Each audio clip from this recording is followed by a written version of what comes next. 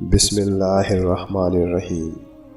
حضرت داؤد علیہ السلام کا واقعہ تفسیر ابن کثیر میں امام حدیث حافظ ابن عساکر کی روایت سے نقل کیا ہے کہ حضرت داؤد علیہ السلام اپنی خلافت اور سلطنت کے زمانے میں بیس بدل کر بازاروں وغیرہ میں جاتے اور مختلف اطراف سے آنے والے لوگوں سے پوچھا کرتے تھے کہ داؤد کیسا آدمی ہے۔ چونکہ حضرت داؤد علیہ السلام کی سلطنت میں عدل اور انصاف عام تھا اور سب انسان آرام اور عیش کے ساتھ گزارا کرتے تھے، کسی کو حکومت سے کوئی شکایت نہ تھی، اس لیے جس سے سوال کرتے وہ حضرت داؤد علیہ السلام کی مدح اور ثنا، عدل اور انصاف پر اظہار شکر کرتا تھا۔ حق تعالیٰ نے ان کی تعلیم کے لیے اپنے ایک فرشتے کو بشکل انسان بھیج دیا۔ جب حضرت داؤد علیہ السلام اس کام کے لیے نکلے تو یہ فرشتہ ان سے ملا۔ حسب عادت اس سے بھی وہی سوال کیا۔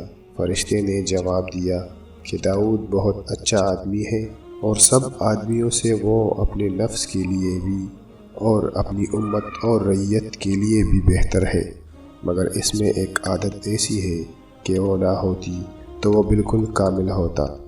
حضرت داؤد علیہ السلام نے پوچھا، وہ کیا عادت ہے؟ فرشتے نے کہا کہ وہ اپنا کھانا پینا اور اپنے اہل و عیال کا گزارا مسلمانوں کے مال یعنی بیت المال میں سے لیتے ہیں۔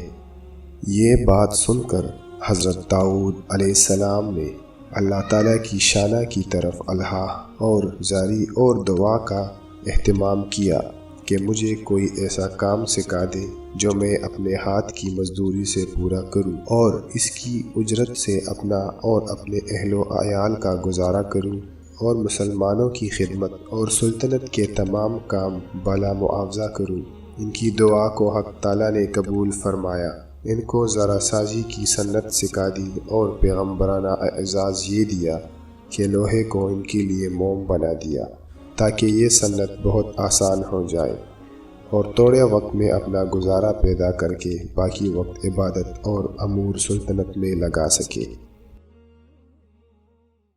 اہتمام کیا کہ مجھے کوئی ایسا کام سکھا دے جو میں اپنے ہاتھ کی مزدوری سے پورا کروں اور اس کی اجرت سے اپنا اور اپنے اہل و عیال کا گزارا کروں اور مسلمانوں کی خدمت اور سلطنت کے تمام کام بلا معاوضہ کروں۔